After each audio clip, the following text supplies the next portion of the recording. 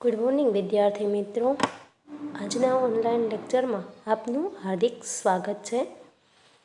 आज हम कक्षा 8 विषय हिंदी द्वितीय सत्र में दूसरे पाठ कच्छ की सैर के स्वाध्याय का अभ्यास करेंगे।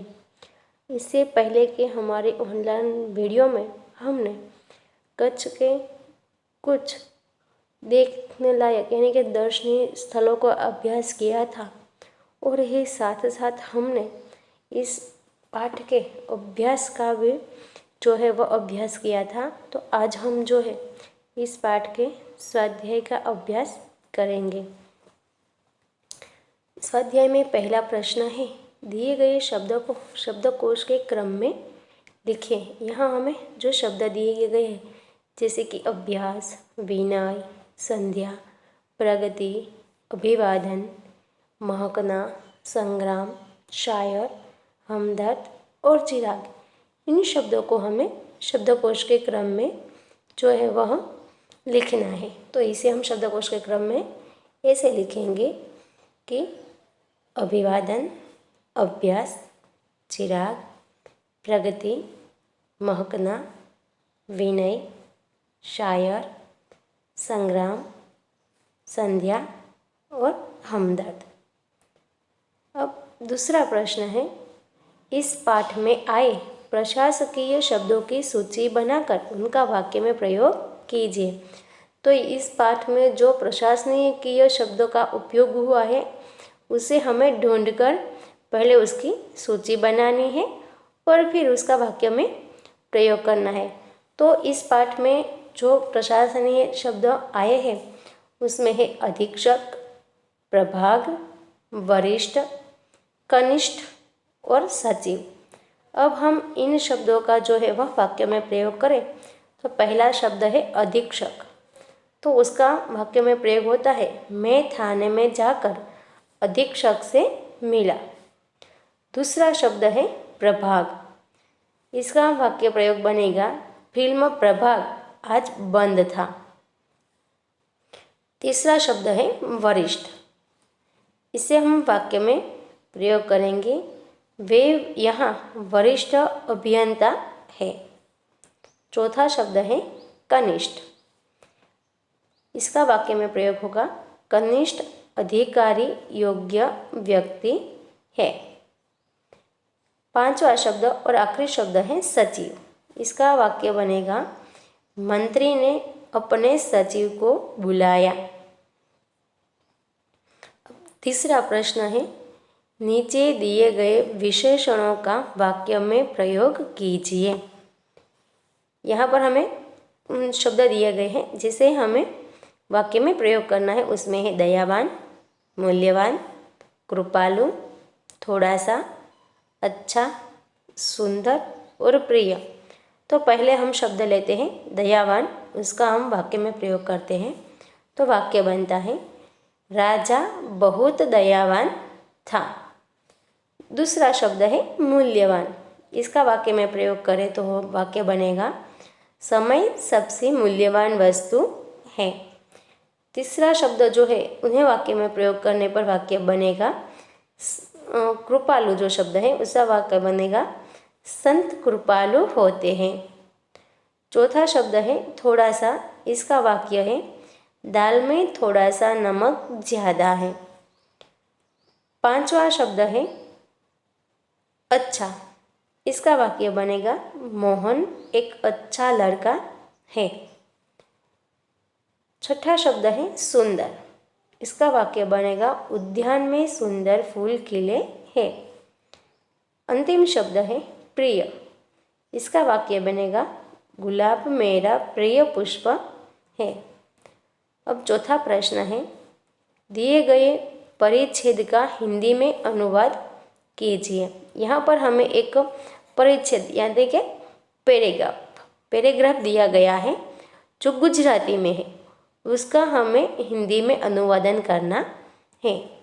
अब इस पैराग्राफ का हम हिंदी में अनुवादन करते हैं। हिरण नदीની પશ્ચિમ બાજુએ સૂરજદાદા વિદાય લઈ રહ્યા છે। तो इसका हिंदी में अनुवाद होगा, हिरण नदी की पश्चिम की तरफ सूरज दादा विदा ले रहे हैं।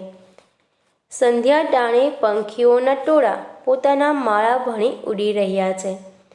इसका हिंदी में अनुवाद होगा, संध्या के समय पक्षियों की टोलियाँ अपने घोंसले की ओर उड़ रही है। ભેંસોનું ખાડું અને ગાયોના ધણ પોતાના માલિકના ઘર ભણી વળી રહ્યા છે। इसका हिंदी में अनुवाद होगा, भैंसों का झुंड और गायों का समूह अपने मालिक के घर की तरफ लौट रहा है। ત્યારે झरमर झरमर वर्षाની શરૂઆત થઈ। इसका हिंदी में अनुवाद होगा इस वाक्य का, उस समय रिमझिम वर्षा शुरू हुई। સૌ અસહ્ય ગરમીની પીડામાંથી મુક્તિનો આનંદ લઈ રહ્યા હતા। तो इसका जो है वह हिंदी में अनुवाद होगा, लोग असह्य गर्मी की पीड़ा से मुक्ति का आनंद ले रहे थे। मात्र मानव ज नहीं, पशु पक्षी और जीव जंतु पण शांता अनुभववा लाग्या। तो इसका हिंदी में अनुवाद होगा, केवल मनुष्य ही नहीं, पशु पक्षी और जीव जंतु भी शांति का अनुभव करने लगे। अब हम एक बार पूरे पैराग्राफ का एक साथ हिंदी में अनुवाद देख लेते हैं। तो हिरण नदी की पश्चिम की तरफ सूर्य दादा विदा ले रहे हैं। संध्या के समय पक्षियों की टोलियाँ अपने घोंसलों की ओर उड़ रही है। भैंसों का झुंड और गायों का समूह अपने मालिक के घर की तरफ लौट रहा है। उस समय रिमझिम वर्षा शुरू हुई। लोग असह्य गर्मी की पीड़ा से मुक्ति का आनंद ले रहे थे। केवल मनुष्य ही नहीं, पशु पक्षी और जीव जंतु भी शांति का अनुभव करने लगे। अब प्रश्न 5 है, अपूर्ण कहानी पूर्ण कीजिए। एक गांव था, उस गांव में एक गरीब किसान रहता था। उनके 2 बेटे थे, बड़े का नाम रामू और छोटे का नाम लखन। रामू को खेल कूद का शौक था, उसे निशानबाजी में भी बहुत रुचि थी। बड़ा होकर वह भारतीय सेना में भर्ती हो गया। छोटे बेटे लखन को खेतीबाड़ी का शौक था, उसने खेती की जिम्मेदारी संभाली और एक समृद्ध किसान बन गया। भारत पाकिस्तान के बीच युद्ध हुआ। रामू ने बड़ी बहादुरी दिखाई, उसने दुश्मन के छक्के छुड़ा दिए। लड़ाई खत्म होने पर सरकार ने उसे वीर चक्र प्रदान किया, सेना में ऊंचा पद दिया गया। अब किसान बहुत खुश है क्योंकि उसके दोनों बेटों ने जय जवान जय किसान का नारा सार्थक कर दिखाया है। विद्यार्थी मित्रों, यहाँ पर आपका जो दूसरा चैप्टर है कच्छ की से, वह पाठ जो है वह यहाँ पर समाप्त होता है। आपके इन लेक्चर में हमने जो है वह स्वाध्याय भी आपको समझाया है। आशा करती हूँ कि आपने इस स्वाध्याय को अच्छी तरह से समझ लिया होगा। तो इसके पहले जो वीडियो में हमने आपको अभ्यास समझाया था और इसमें स्वाध्याय, तो ये अभ्यास और स्वाध्याय दोनों ही आपको अपनी नोटबुक में लिखना है। आशा करती हूँ आपको यह अच्छी तरह से समझ में आ गया होगा। धन्यवाद।